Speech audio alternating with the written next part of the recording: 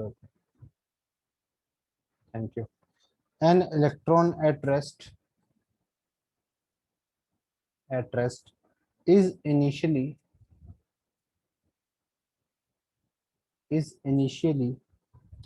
accelerated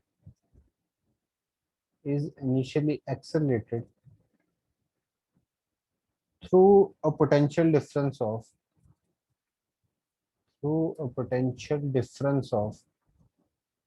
100 volt. ठीक है. then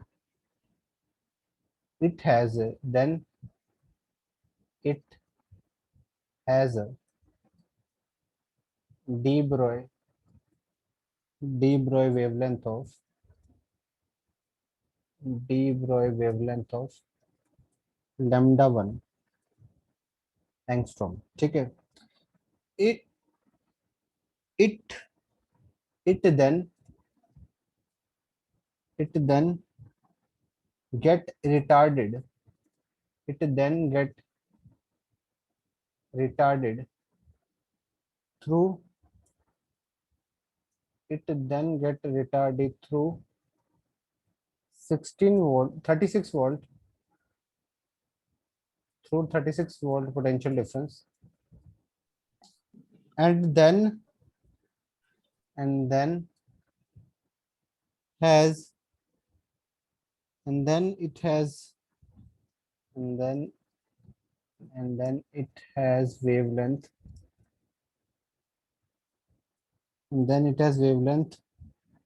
lambda 2 angstrom. ठीक है. if further retarded if further retarded through 28 volt potential difference, TD मतलब potential difference, and wavelength changed to lambda 3 angstrom, then what is the value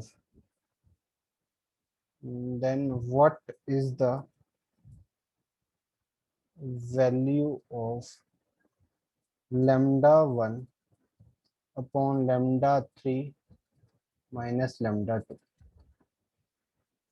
ध्यान से समझो question को. पहले इलेक्ट्रॉन रेस्ट में था, हमने उसको एक्सेलरेट किया 100 वोल्ट का पोटेंशियल डिफरेंस अप्लाई करके. जब वो एक्सेलरेट हुआ, ऑब्वियसली वो मोशन में आ गया, तो उसमें उसकी जो डी ब्रोय वेवलेंथ थी, दैट इज उसको हमने वो लैम्डा 1 थी. फिर हमने उसको क्या किया, रिटार्ड किया. रिटार्ड भी कर सकते हैं ना. देखो, एक्सेलरेट करने के लिए हम अगर पोटेंशियल डिफरेंस मान लो इस तरीके से लगा दें, मान लो यहाँ पे इलेक्ट्रॉन है और यहाँ पे पॉजिटिव प्लेट है, यहाँ पे नेगेटिव प्लेट है. ठीक है. तो अब वोल्टेज अप्लाई करेंगे तो इस तरफ भागेगा. बट अगर मैं इसको बैटरी को उल्टा लगा दूं, अगर बैटरी को उल्टा लगा दूं, यहाँ पे पॉजिटिव कर दूं, यहाँ पे नेगेटिव कर दूं, तो इसको मैं पोटेंशियल डिफरेंस अप्लाई करके रिटार्ड भी कर सकता हूँ ना. इस इलेक्ट्रॉन को रिटार्डेशन भी कर सकता हूँ, इलेक्ट्रॉन को इधर खींचने लग जाओ. तो ये एक्सेलरेट होता है जब इस साइड खींचेगा. अगर बैटरी उल्टी करके लगा दूं, पॉजिटिव नेगेटिव टर्मिनल चेंज कर दूं, तो ये रिटार्ड भी हो सकता है. तो मैंने पहले तो एक्सेलरेट किया 100V से, फिर मैंने रिटार्ड किया 36 वोल्ट अप्लाई करके. जब रिटार्डेशन करने के बाद इसकी वेवलेंथ कितनी होगी, लैम्डा 2.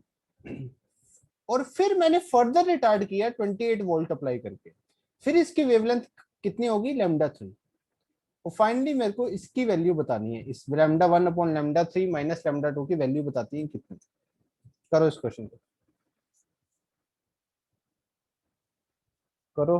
हो जाए तो हैंड रेस करके बता देना.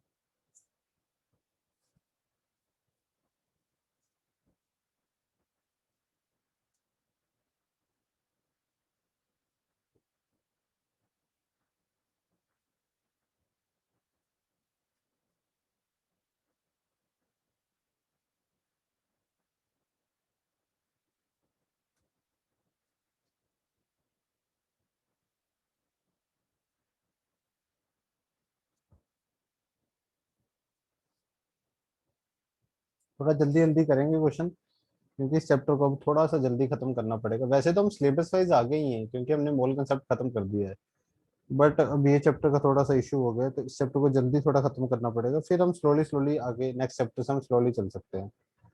ठीक है।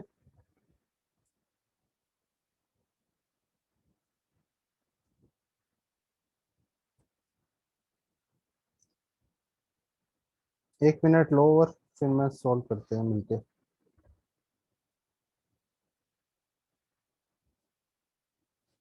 One 1.227 angstrom. ओके, चलो एक बार मिलके सॉल्व करते हैं। अगर मैं लेमडा वन की वैल्यू कैलकुलेट करूं तो क्या आ जाएगी, 150 अंडर रूट 150 अपॉन 100, मतलब यस कितना, सर, जीरो से जीरो आंसर कैंसिल, 12.27/10। जीरो से जीरो कैंसिल, मतलब 1.5 का अंडर रूट। ठीक है, जो इसको ऐसे, या इसको अभी ना ऐसे ही रहने दो, इसको छेड़ो मत, क्योंकि इसको मान लो ऐसे ही रहने देते हैं। 3.9 आता है। 3.9 यस सर।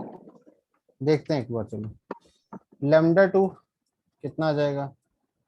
देखो लेमडा टू में मैंने क्या किया है, रिटार्डेशन की है, कितने की रिटार्ड, कितना रिटार्डेशन की है, 36। तो पहले तो उसको एक्सलेशन मिल रही थी 100 वी से, फिर मैंने रिटार्डेशन कर दी 36 वी से। तो बेसिकली मैंने क्या कि यहाँ पे हम क्या करेंगे, 100 माइनस 36 कर देंगे। ठीक है ना, एक तरीके से यस 100, सर। 100 से हम एक्सेलरेट भी कर रहे हैं, 36 से रिटार्ड कर रहे हैं, तो फाइनल जो फाइनल से एक्सेलरेशन मिलेगी कितनी, 64 से। तो ये कितना आ जाएगा, 150 अपॉन 64। ठीक है, इसको ऐसे लिख लो, 150 अपॉन 8। इसको ऐसे लिख लो, 150 अपॉन 10। ठीक है, चलो अब लेमडा थ्री, लेमडा थ्री में क्या करेंगे, फर्दर रिटार्ड किया था 64 माइनस 28। 64 माइनस 28। Very good. तो इसमें हम क्या आ जाएगा, 150 अपॉन 36। इसको इसको ऐसे लिख लो, रूट 150 अपॉन 6। ठीक है, अब जिसकी वैल्यू फाइंड आउट करनी थी वो पुट को, lambda one lambda three minus lambda two. Lambda one की वैल्यू कितनी, वही इसको अंडर रूट 1.5 लिख लो, चलो अंडर रूट 1.5। ठीक है, इसको मैं लिख सकता हूँ ना अंडर रूट 1.5। ठीक है, lambda three minus lambda two. Lambda three की कितनी थी, 150 अपॉन 6, माइनस लेमडा टू को 150 अपॉन 8। ठीक है, तो यहाँ पे सॉल्व करो और क्या है, या इसको अगर 150 भी रहने दोगे तो 150 तो कैंसिल ही होने वाला है ना, तो 150 अपॉन 10 ही रहने दो। देखो ये कैंसिल होगा, 150 150 यहाँ पे कॉमन लेंगे तो अल्टीमेटली क्या बचेगा, 1/10, 1/6 माइनस 1/8। इसको सॉल्व कर लेना, ठीक है, मैं पूरा सॉल्व नहीं करूंगा, इस चीज को सॉल्व कर लेना। सॉल्व करके तुम्हारा आंसर आई थिंक 2.4 के अराउंड आएगा शायद, बाकी एक्यूरेट आंसर देख लेना। समझ गए बात को। Yes sir. Yes sir. Yes sir. ठीक है, ओके, चलो ठीक है। ठीक है, फिर नेक्स्ट टॉपिक पे मूव करते हैं हम, क्वेश्चंस काफी कर लिए हमने। ठीक है, बढ़े आगे, किसी को डाउट हो इस क्वेश्चन में। ठीक है, नो सर। चलो ओके। No sir. नेक्स्ट यहाँ पे एक छोटी सी डेरिवेशन करेंगे, derivation of Bohr's postulate, derivation of Bohr's postulate of quantization, of quantization of angular momentum, of quantization of angular, quantization of angular momentum from de Broglie equation, de Broglie equation, from de Broglie equation। Derivation करेंगे Bohr का जो postulate था ना quantization of angular momentum का, याद है क्या था पोस्टुलेट उसका, उसका पोस्टुलेट था ना एक, yes sir. Yes sir. Yes sir, MVR equal to very NH good upon यार, 2.5। M V R equal to N H upon 2 pi. क्वांटाइजेशन का मतलब होता है किसी कंटिन्यूस चीज को डिस्क्रीट पार्ट्स में ब्रेकआउट कर देना। तो उसने बोला था कि जो एंगुलर मोमेंटम है that is integral multiple of H upon 2 pi, मतलब M V R equal to N H upon 2 pi. उस चीज को हम प्रूफ करेंगे।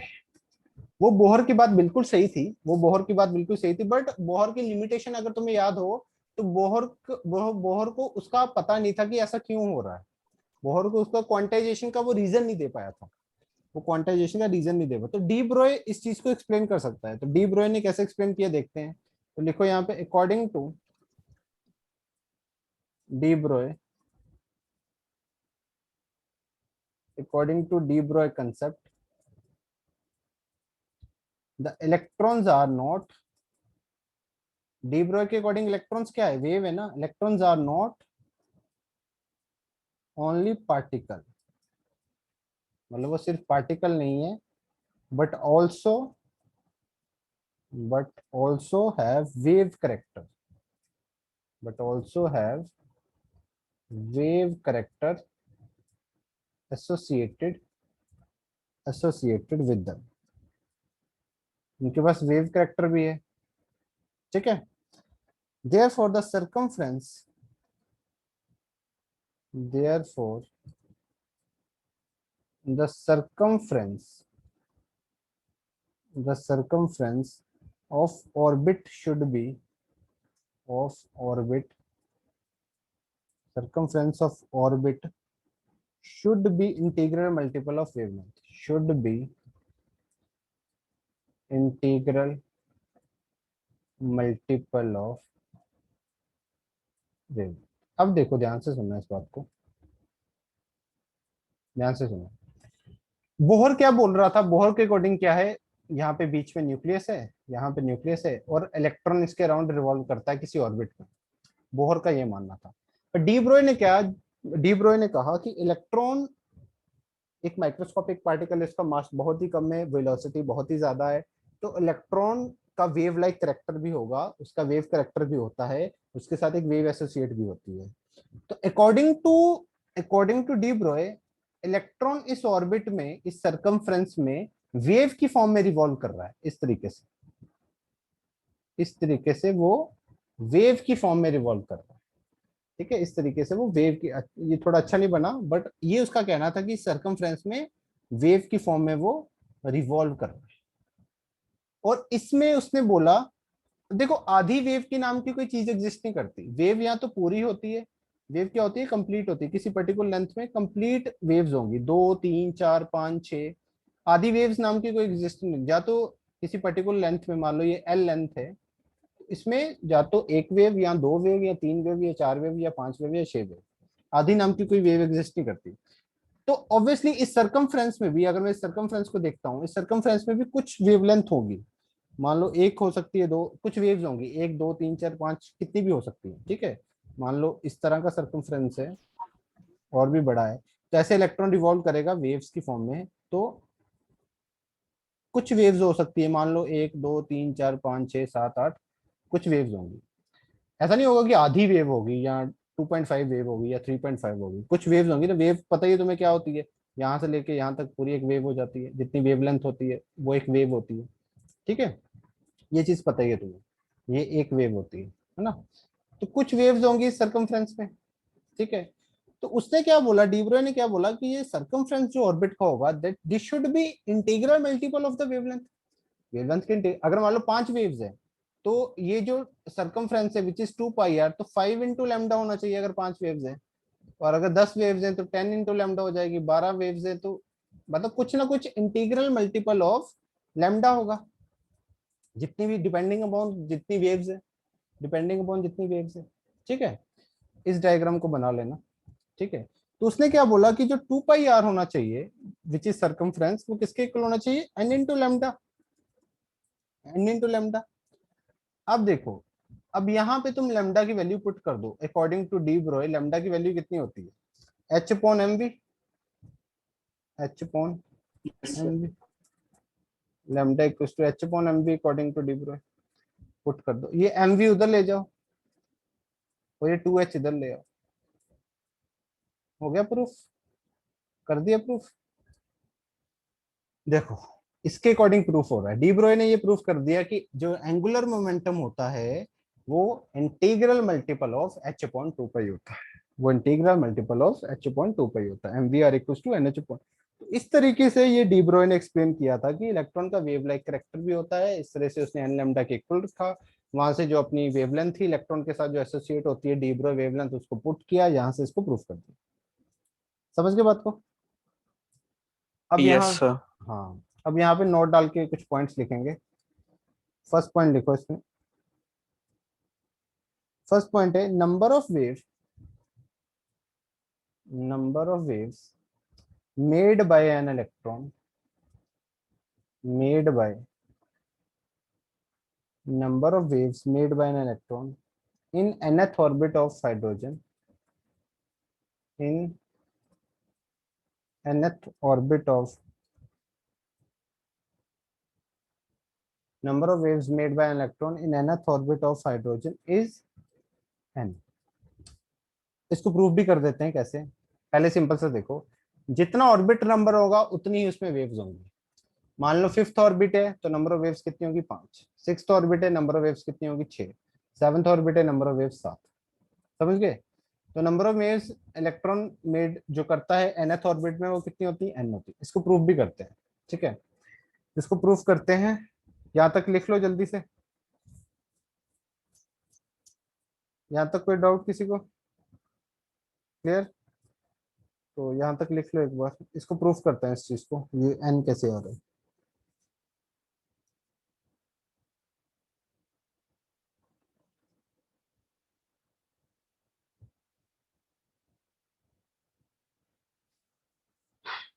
हैंड रेस कर देना हो जाए तो।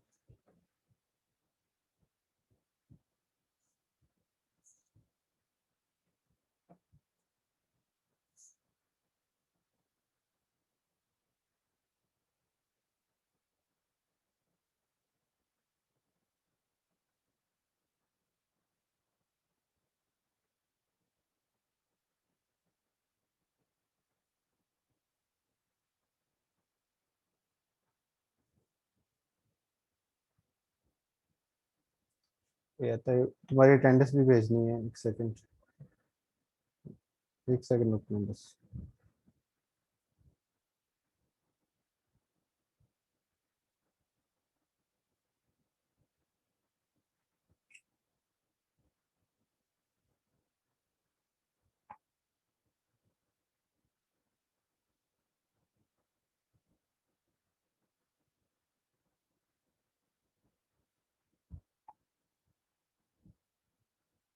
लिख लिया भाई या नहीं?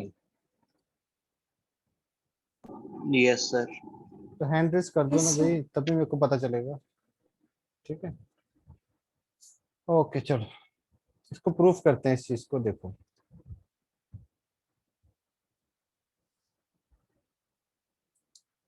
अगर मैं नंबर ऑफ वेव्स पूछूं कितनी है एक पर्टिकुलर ऑर्बिट में, तो किसी ऑर्बिट का जो circumference that is 2πr divide by अगर लैम्डा कर दूं तो मेरे को नंबर ऑफ वेव्स मिल जाएंगी। देखो, टोटल सरकमफ्रेंस है, इस सरकमफ्रेंस में कुछ Yes, sir. वेव, मिल जाएगी। इसमें कुछ वेव्स होगी। ये पूरा सरकमफ्रेंस, लैम्डा एक वेव की लेंथ होती है। लैम्डा क्या होती है, एक वेव की लेंथ होती है। तो एक वेव की जितनी लेंथ है उसको डिवाइड कर दूंगा 2πr से, जो कि टोटल लेंथ है, तो हमें क्या मिल जाएंगी, नंबर ऑफ वेव्स मिल जाएंगी। ठीक है, अब यहाँ पे मैं पुट कर देता हूँ लेमडा की वैल्यू। लेमडा की वैल्यू पुट कर देते हैं h/mv, h/mv पुट करेंगे तो ऊपर चला जाएगा, ये क्या आ जाएगा, 2π mvr/h। ठीक है, अब यहाँ पे mvr, ये mvr की वैल्यू पुट कर सकते हो, nh/2π। mvr की जगह पे मैंने क्या पुट कर दिया, nh/2π। तो यहाँ से देख लो, 2π से 2π कैंसिल, h से h कैंसिल, तो फाइनली यहाँ पे किसके इक्वल आ गया, n के। तो नंबर ऑफ वेव्स किसके इक्वल आ गई, n के। तो जितना किसी ऑर्बिट का नंबर होगा, जितना किसी ऑर्बिट का नंबर होगा उसमें उतनी ही वेव्स होंगी, मतलब इलेक्ट्रॉन उतनी ही वेव्स बनाएगा उस पर्टिकुलर ऑर्बिट में। ये यहाँ पे प्रूफ हो गया। वहां से ये भी प्रूफ हो गया कि जो एंगुलर मोमेंटम होता है that is integral multiple of h/2π। ठीक है, एन यहाँ पे क्या है, number of, sorry, n equals to number of orbit, number of orbit for all elements, तो ये सब एलिमेंट्स के लिए वैलिड है, फॉर ऑल एलिमेंट्स। ठीक है, ये हो गया हमारा फर्स्ट नोट का पॉइंट। सेकंड पॉइंट है D Broglie wavelength, D Broglie wavelength associated with an electron, associated with an electron in Bohr's orbit, in Bohr's orbit कितनी होती है, lambda equals to h upon mv। ठीक है, यहां से मैं ये बोल सकता हूँ कि lambda जो है that is inversely proportional to 1 upon v है। अच्छा, v जो होता है, v क्या होता है, v directly proportional to, v proportional to क्या होता है, z upon n। याद करो, v proportional to z upon n होता है। Yes sir. तो यहाँ पे हम पुट करेंगे तो अल्टीमेटली क्या हो जाएगा, z बाय n। तो सिंपली लैम्डा प्रोपोर्शनल किसके आ जाएगा, n अपॉन z के। तो लैम्डा जो प्रोपोर्शनल होता है n अपॉन z, ये तुम याद रख सकते हो। नहीं याद रखना तो ये चीज तो तुम्हें याद ही है, वहां से प्रूफ कर सकते हो, बट ये चीज तुम्हें बतानी थी मैंने एक बार कि lambda is proportional to n upon z। Got it? Yes, sir. Yes sir. Okay, यहाँ तक राइट डाउन करो, हो जाए तो हैंड रेस करके बता देना, ठीक है? किसी को डाउट हो तो पूछ सकता है।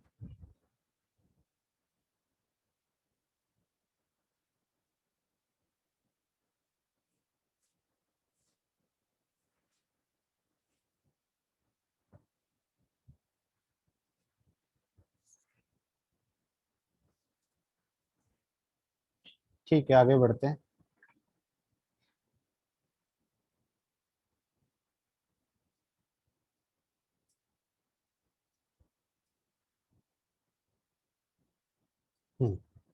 एक सिंपल सा क्वेश्चन लें अगर, find the number of waves, find the number of waves made by an electron, made by an electron in fifth orbit, in fifth orbit। तो क्या आंसर आ जाएगा यहाँ पे, 5। सर 5। 5, ठीक है, Five. तो सिंपल सा क्वेश्चन था। नेक्स्ट क्वेश्चन लिखो, डी ब्रोय, क्या? डी ब्रोय, माइक हाँ ऑफ, माइक ऑफ रखो अपना। De Broglie wavelength of an electron, de Broglie wavelength of an electron in second orbit, in second orbit of lithium 2 positive ion will be equal to, will be equal to de Broglie, will be equal to de Broglie wavelength of electron, electron in option A is n equals to 3 of hydrogen atom, hydrogen atom, option B n equals to 4 carbon plus 5 ion, C n equals to 6 of beryllium 3 positive ion, और option D n equals to 3 of helium plus ion। तो हमें क्या है, de Broglie lambda of an electron second orbit of lithium 2 positive, हमें बताना है कि lithium 2 positive में सेकंड ऑर्बिट का जो लैम्डा की वैल्यू होगी वो किसके इक्वल होगी इन दीज 4 ऑप्शंस, वो बताना है तुम्हें, किसके इक्वल होगी।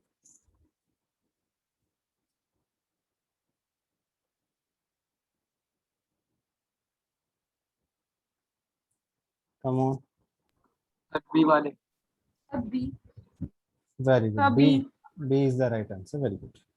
सिंपली इसमें क्या करना था, लैम्डा प्रोपोर्शनल होता है किसके, एन अपॉन जेड के, ये चीज तो पता ही है हमें।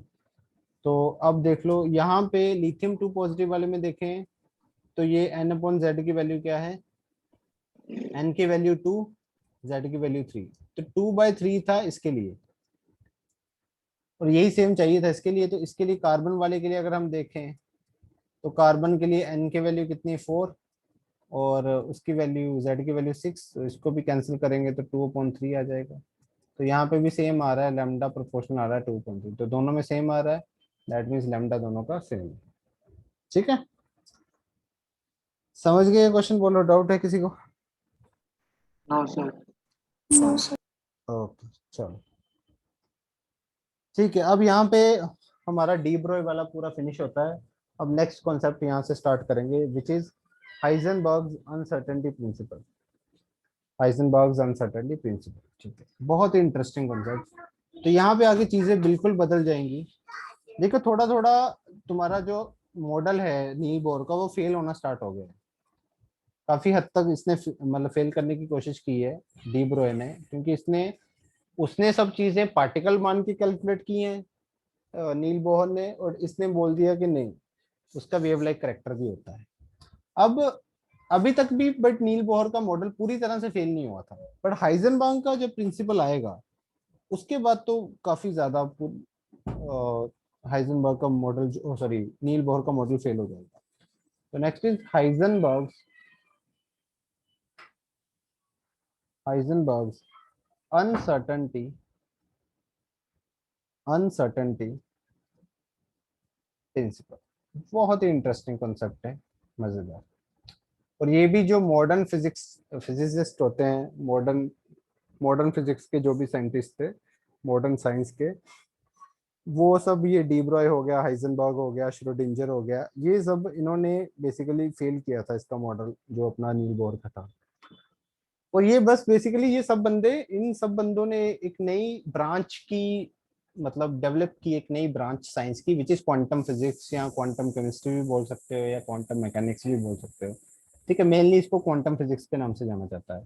क्वांटम फिजिक्स का क्या मतलब होता है, द स्टडी ऑफ सब atomic particles like protons, electrons, neutrons, उनको डीपली स्टडी करना। ठीक है, दैट इज क्वांटम फिजिक्स। अब यहाँ पे हाइजेनबर्ग्स अनसर्टेनिटी प्रिंसिपल क्या है, इसको ध्यान से सुनो। देखो हाइजेनबर्ग बोलता है, पहले लिख लेते हैं फिर इसको समझाता हूँ। हाइजेनबर्ग बोल रहे हैं भाई, इट इज impossible